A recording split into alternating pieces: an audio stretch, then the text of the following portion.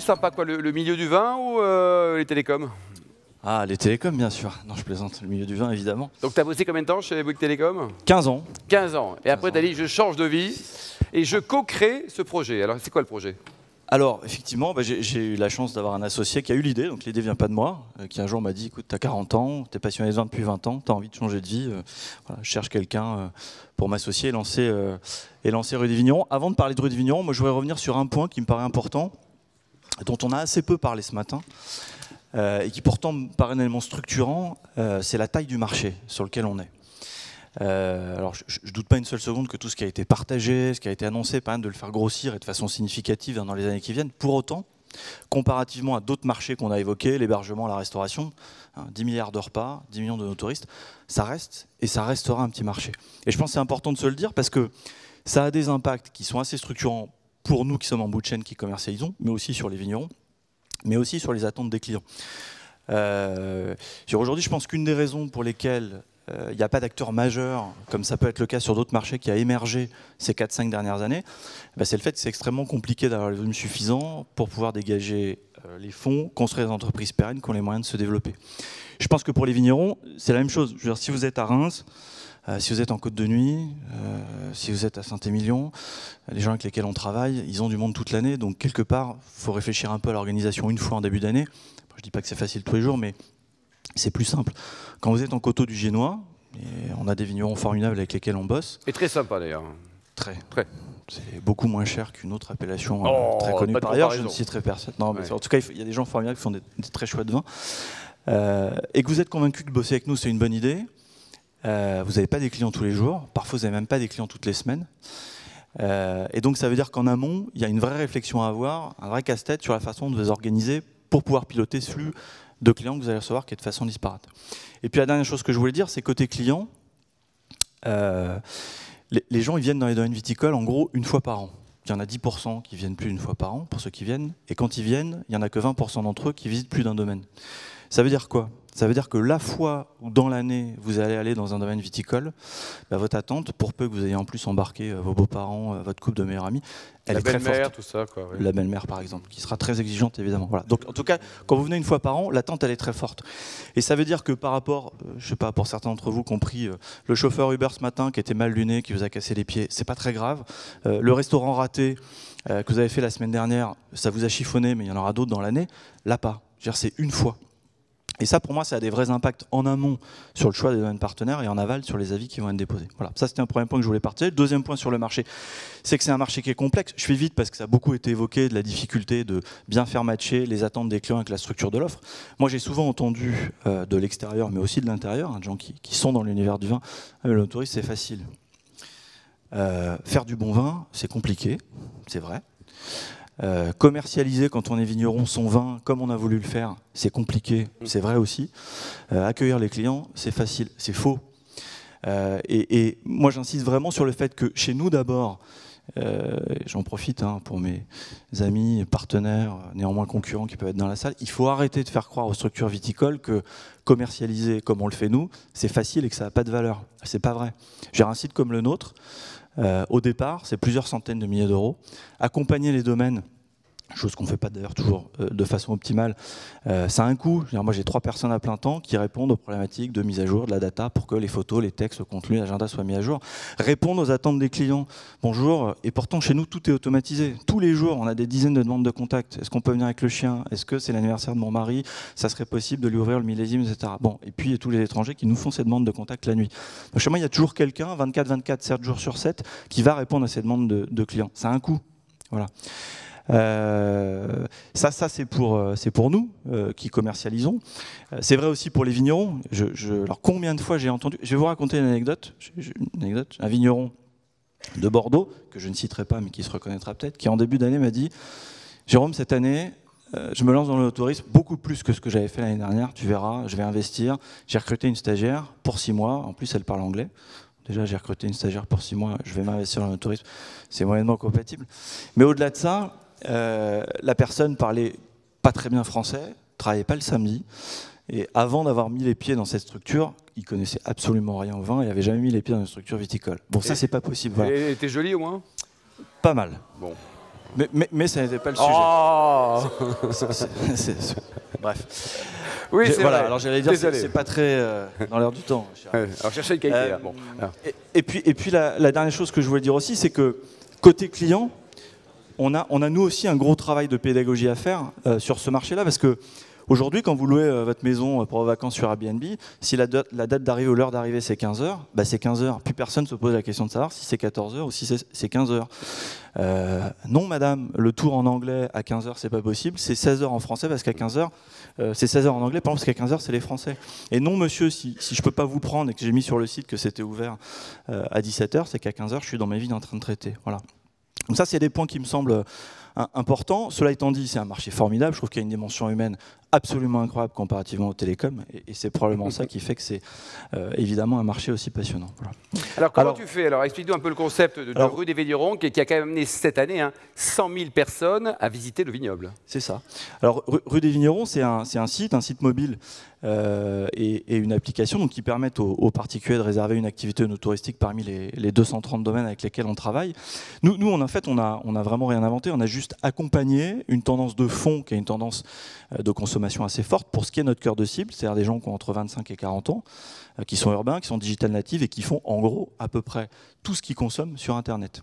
Donc on a fait deux choses qui me paraissent essentielles. La première, c'est qu'en amont, on a beaucoup investi pour avoir un site de qualité côté client, mais aussi côté partenaire vigneron, facile à utiliser, simple, fluide, etc. Bon, ça veut dire qu'aujourd'hui, on permet en quelques clics au client de réserver l'activité qui correspond le mieux à son besoin. Alors on met en avant tout un tas de choses, je vous laisserai découvrir. Il y a deux points qui me paraissent essentiels, c'est les avis. Quand vous avez plusieurs dizaines de milliers d'avis clients, ben c'est une vraie révolution. Alors évidemment, pour les hébergeurs, restaurateurs, ça paraît une évidence.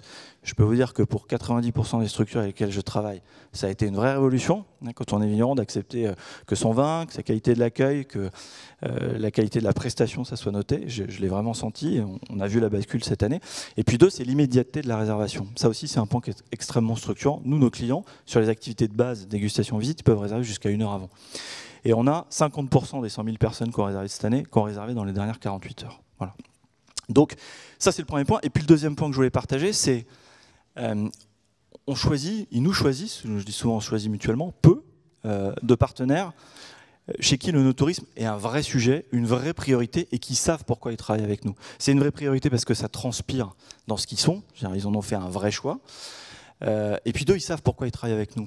Je bosse avec toi Jérôme parce que je veux vendre du vin, parce que je veux vendre des prestations no-touristiques, parce que je veux renouveler ma clientèle, c'était celle de mes parents, et qu'aujourd'hui c'est des gens plus âgés, que j'ai envie d'une clientèle plus jeune, parce que tu arrives à remplir les créneaux que moi, en tant que grosse structure, j'arrive forcément à remplir tous les jours, parce que je viens de refaire mon caveau et donc j'ai des coûts fixes qu'il faut que j'amortisse, parce que j'ai envie d'avoir des avis et que ça va valoriser ma marque et la notoriété de celle-ci, ou parce que simplement je me paye une visibilité, une pub sur le web que je ne pourrais pas me payer tout seul. Voilà.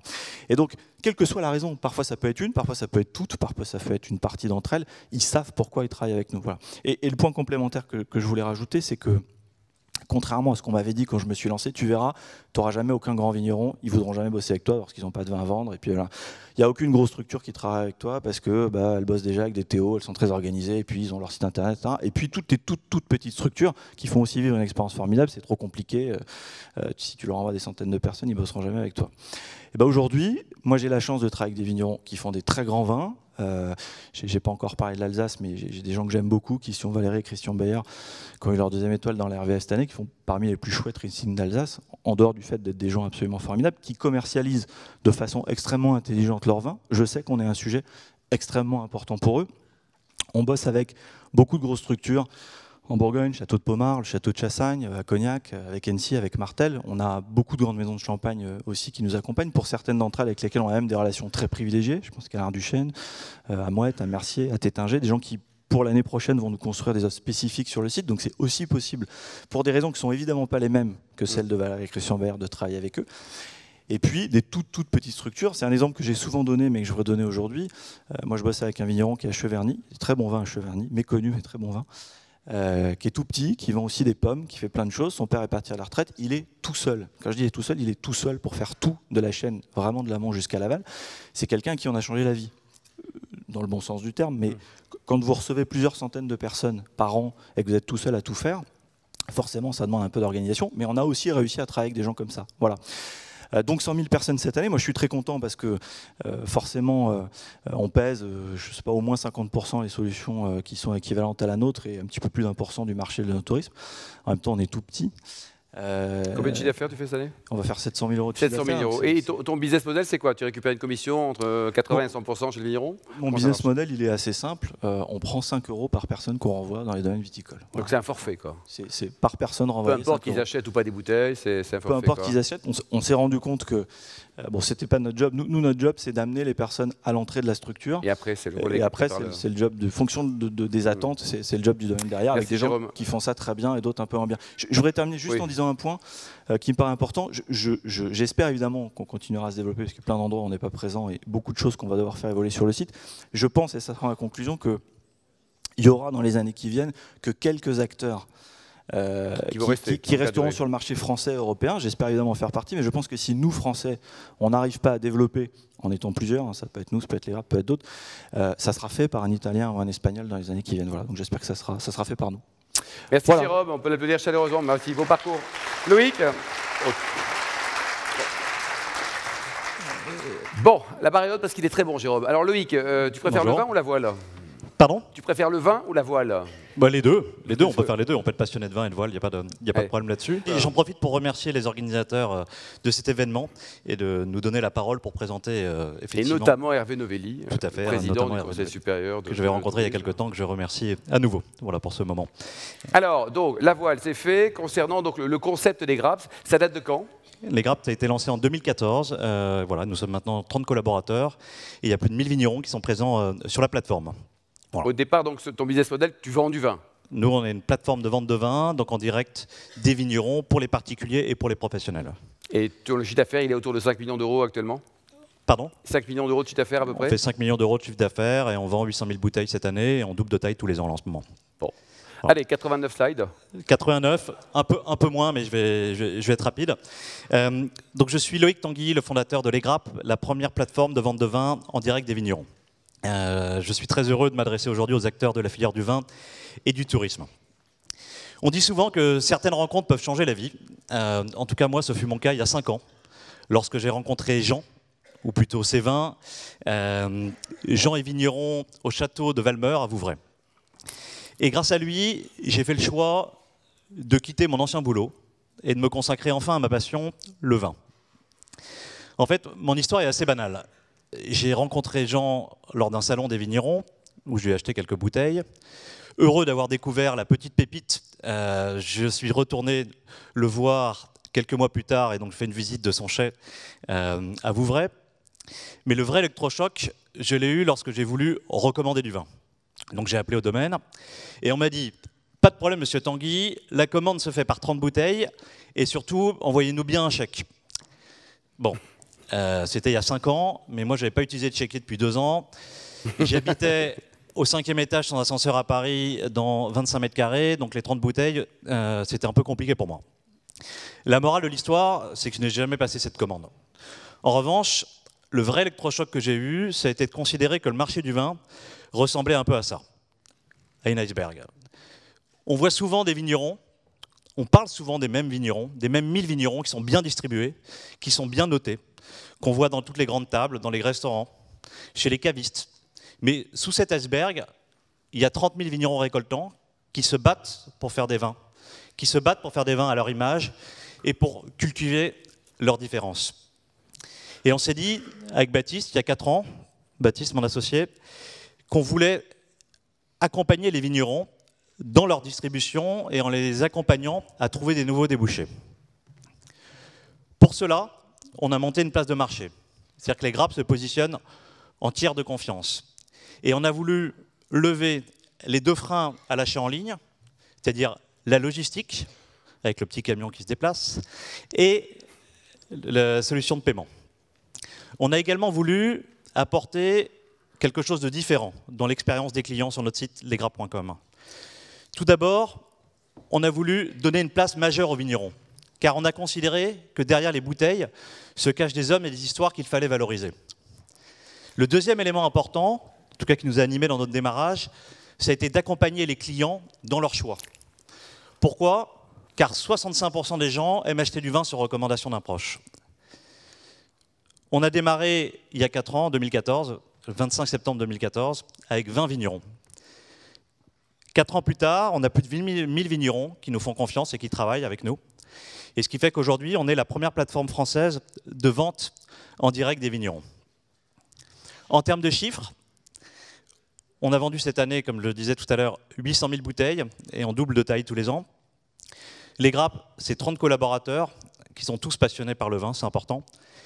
Et on compte 80 000 personnes sur les réseaux sociaux qui font de Les Grappes la première ou la deuxième communauté de vin sur les réseaux sociaux. Les Grappes, c'est donc aujourd'hui 2 plateformes, lesgrappes.com pour les particuliers et Les Grappes Pro, donc café, hôtel, restaurant, qui fait qu'on a eu 3 millions de connexions l'année dernière sur nos 2 sites, 30 000 avis et actualités qui ont été publiés également sur nos plateformes. Et enfin, nous sommes le 4e blog français de vin le plus lu, puisqu'on s'occupe de la rubrique vin du parisien.fr. On a démarré... Ah, j'appuie fort. Excusez-moi. Est-ce qu'on... Bon, alors il y a un petit problème, mais c'est pas grave. On avait démarré notre aventure il y a 4 ans en se demandant comment on pouvait rapprocher encore plus profondément les vignerons des consommateurs. La suite logique qu'on a retravaillé ensemble avec l'équipe cette année, c'est de se dire qu'il fallait apporter une nouvelle dimension à nos clients, en apportant et en permettant, au sens propre comme au sens figuré, de permettre aux clients de mettre un pied dans les vignes. Je suis donc très heureux aujourd'hui de vous annoncer le lancement des Grappes dans le no-tourisme, et donc le lancement des grappes.com/no-tourisme. Merci. Bravo. Merci. Il y a un fan club là. Hein. En termes d'ambition, on nourrit très grosses ambitions sur le no-tourisme, puisqu'on veut pouvoir avoir, dès l'année prochaine, presque 500 vignerons qui seront référencés sur la plateforme. On veut pouvoir proposer 3000 activités. Et enfin, proposer et amener 150 000 visiteurs dans les vignes. Ces chiffres sont extrêmement ambitieux, mais on est confiant pour les atteindre, car on vous annonce une deuxième nouvelle aujourd'hui dont nous sommes très fiers.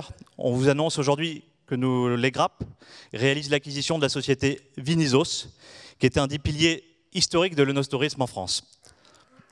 Bravo aussi.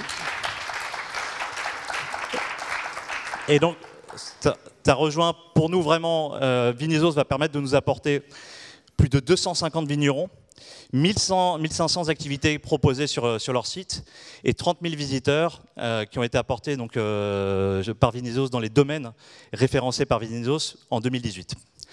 Voilà. Je vous remercie. Ça, c'est l'équipe des Grappes et Vinizos qui serait très contente de pouvoir répondre à vos questions. Une équipe jeune et, comme je l'ai dit tout à l'heure, passionnée par le vin. Ouais. Merci à tous. Loïc. Et bien une question pour Jérôme également. Dans le capital de ton entreprise, qui sont les heureux actionnaires de cette société qui grandit ? Alors, on a des investisseurs privés. Pour l'instant, nous n'avons pas de fonds d'investissement et je suis toujours indépendant. Voilà. Et tu as envie d'ouvrir le capital, tu cherches des investisseurs parce que pour grandir, il faut un petit peu de sous quand même aussi. Hein.